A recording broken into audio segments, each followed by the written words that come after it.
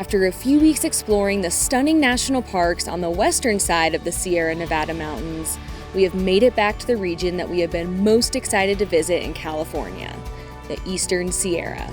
We spent a week in this region a little over a month ago exploring some of its southern spots, but now that the snow has mostly melted, we're back to experience some of the epic higher elevation hikes and scenery that this region is known for. And for the next 24 hours, we're backpacking the Big Pine Lakes Trail, a popular 15-mile round-trip hike near Big Pine, California, that some say is home to the most beautiful alpine lake in the entire state.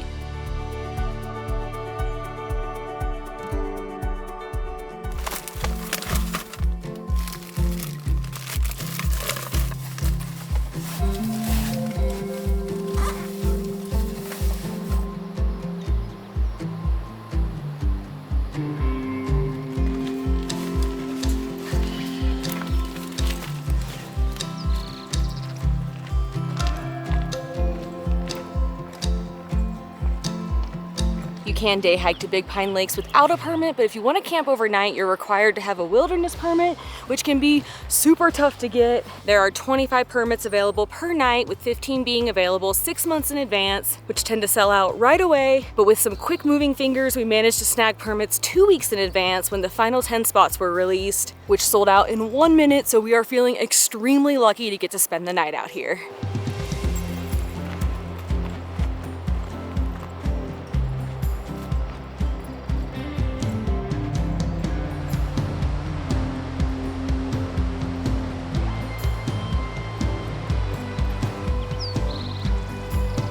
While we came out here for the lakes, the views on this trail have been amazing right from the get-go. We have tons of mountain views, pretty yellow flowers. There's a river rushing through here. There's a waterfall, and the light this morning has been impeccable. We'll be going uphill pretty much the entire way, so it's nice to have these views to take our mind off of it.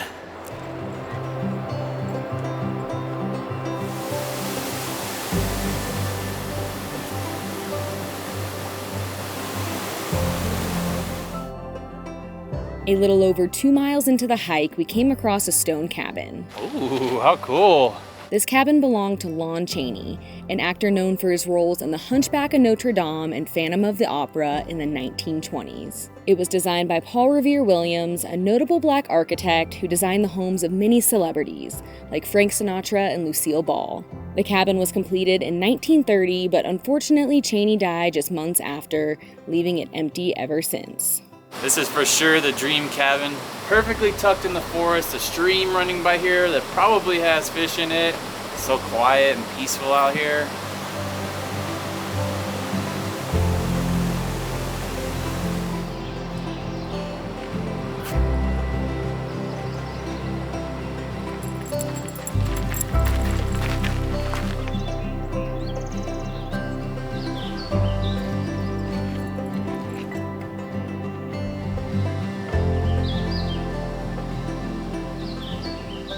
There are more than 7 lakes on this hike, which are very appropriately named after the order in which you come across them. We just made it to First Lake, and just a few steps away is Second Lake, which is the most iconic of them all. Heck wow. Yeah. Oh my gosh. While all of the lakes out here are beautiful, Second Lake is the most famous and considered by some to be the most beautiful alpine lake in California. And we can totally see why.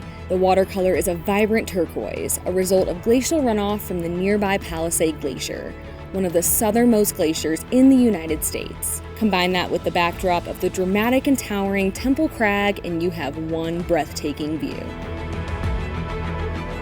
When you get your permit, you have to pick which lake you want to camp at, and even though Second Lake is the most popular, we chose to camp here because, just look at this. Waking up with this outside of our tent just sounds like a dream come true, and we just saw a campsite that has an amazing view and is open, so we're gonna go snag it.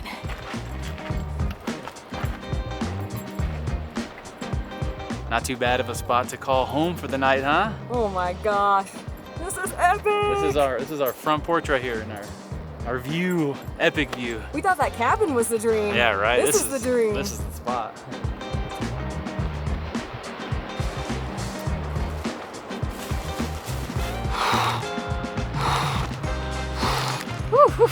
Oh, so lightheaded. Wow.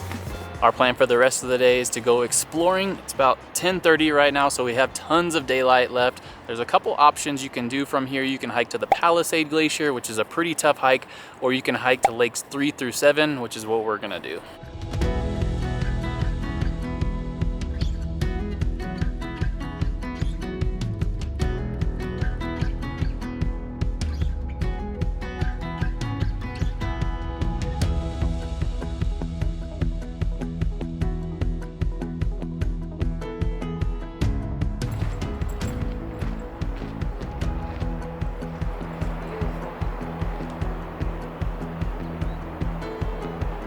The second lake may be the most famous, and for good reason. It is breathtaking, but the more we hike back into the mountains to these other lakes, the more the mountain views are just really opening up. Right behind me, we have these wild, rugged peaks that we could not see from the second lake, and they are gorgeous. This is just paradise out here. I told myself I'd get in at least one of these lakes, and this one looks extra refreshing, although this wind that's just picked up is making it kind of chilly. Are you coming? Water's nice. I said nope. No thanks.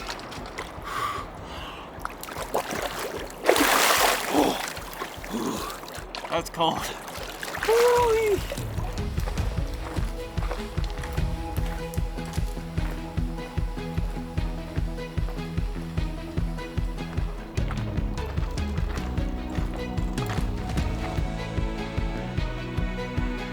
So we made it to the sixth lake, which you might be able to see all the way back there. Unfortunately, the trail didn't actually take us by the lake, and we can't seem to figure out how to get down to the lake. The ground is very marshy and wet right around here, so we don't really feel like going exploring too much. And we had planned to go to the seventh lake, and we had thought maybe when we got down here there'd be a sign or an obvious trail, because our All Trails route ends right here. And there is nothing, so we're not really feeling that adventurous right now, and we're starting to get attacked by mosquitoes, so I think we're gonna head back towards the second lake and find a mosquito-free spot to have a picnic on our way back. Had we known what we know now, we probably would have turned around at the fifth lake, but the mountain views here at the sixth lake are 10 out of 10, so it wasn't a complete bust. Yesterday we popped back into Eric Schott's Bakery, and unlike last time, I got a loaf of their sheep herder's bread. I also got another apple fritter, and that's what I made my sandwich with for this hike. I love this bread. Kona thinks she loves it too. So let me try. You never know unless you try. So yep, love it. No. No.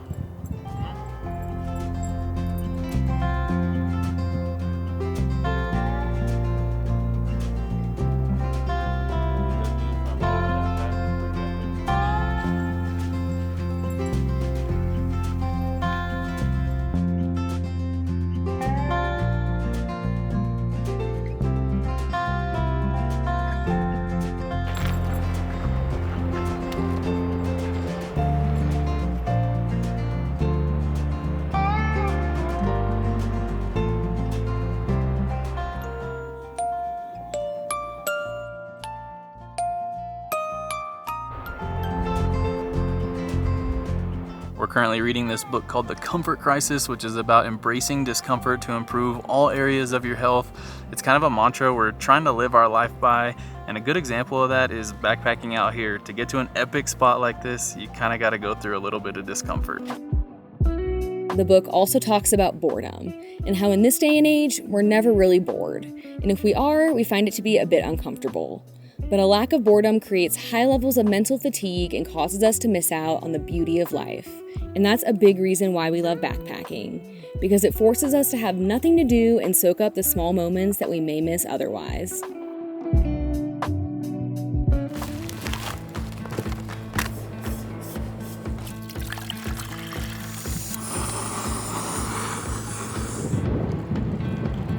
Oh yeah, baby. I'm not gonna lie, one of the things that I was most excited about this backpacking trip was eating these meals again. We seriously want to eat these every single night in the van, but we're trying to make them last as long as possible because it's just really hard to get mail on the road. And to be clear, we paid for these meals and we get zero compensation for raving about them. We just love them and we're just so proud of our friends Sarah and Brett. And they told us that after our Have a Soup Pie video, when we shared the meals, that you guys bought a ton of meals. So thank you so much for supporting our friends and for supporting a small business. We hope you love them as much as we do. You're probably gonna be seeing these a lot in the future. I've been looking forward to this all day.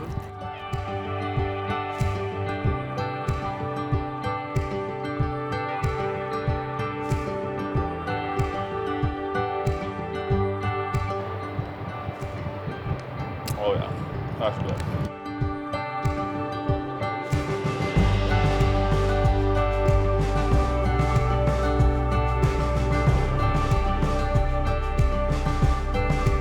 As you may have noticed, the conditions have taken a bit of a turn. It is super, super windy and a bunch of wildfire smoke is blown in. I came out of the tent earlier and sniffed the air. I was like, oh, it kind of smells like smoke. And then I looked at the mountains and noticed they had this hazy layer over them. And that's just unfortunately a reality of summers out west. Wildfires happen every single summer. So we're just feeling so grateful that we had that little window of time earlier where everything was crystal clear and beautiful and sunny. And we got to experience this place in all its glory.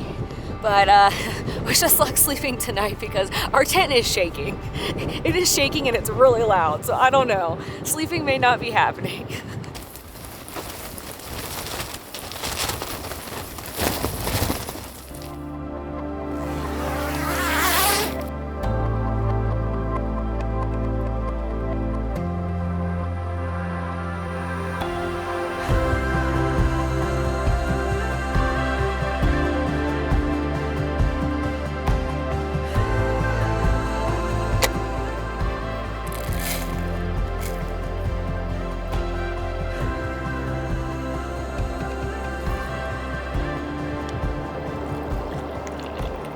Remember that whole discomfort thing we were talking about yesterday? Well, last night was an exercise in embracing discomfort. Our tent was violently shaking for hours and hours and hours. I think it was maybe 2 a.m. when it finally calmed down a little bit. But we woke up this morning, opened the tent, unsure of what we would see outside because of the smoke that was here yesterday, and it was crystal clear. We got to watch the sunrise, the mountains like illuminate with this alpine glow. It was just the most magical morning. I will gladly take 3 hours of sleep if it means I could have views like this. And when I envisioned our summer out here in the Sierra Nevada mountains, this is what I was most excited about. And man, what a dream come true. But I can't wait to sleep in the van later. I'm so excited for the van. It's so much more comfortable.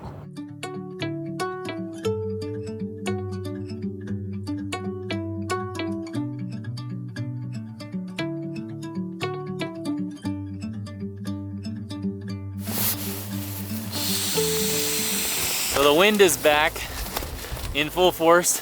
So it's gonna make taking the tent down and putting it away neatly and easily very difficult. It literally was lifting on this side when Kona was just in it. Yeah. So with nothing in it, it might fly away. She might have blown away. It's like we're racing against the next burst of wind. Next gust.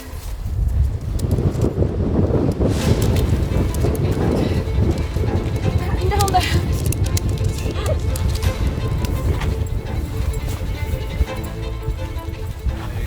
That was intense. That was so hard. Oh my gosh.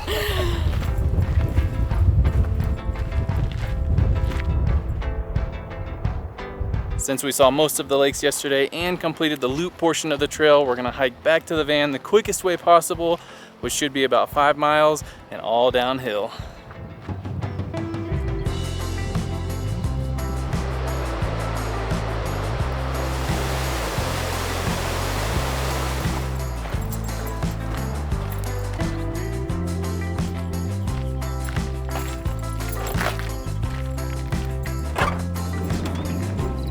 As Kathryn mentioned, backpacking is one of the things we were most excited for this summer, and we could not have asked for a better first backpacking trip into the Eastern Sierra, wind and all, but we finished pretty early today with plenty of time to treat ourselves. And stop number 1, coffee because it is desperately needed this morning. She asked me what size and I said, give me the big one.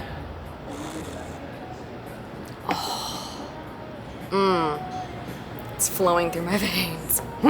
So good. And stop number 2, tacos. And we don't need a reason for tacos. Cheers. Cheers.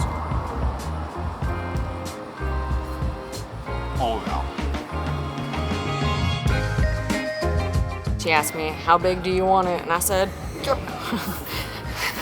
where's Kona? Where's Kona? Laying on my legs. This is my get off of me mosquito dance. Need a yeehaw, you know how ye here for one night and we just wanna party in a fast car, a Ferrari. There's no idea. Kathryn's over there twerking in front of the camera and I'm over here obliviously making fart noises at Kona.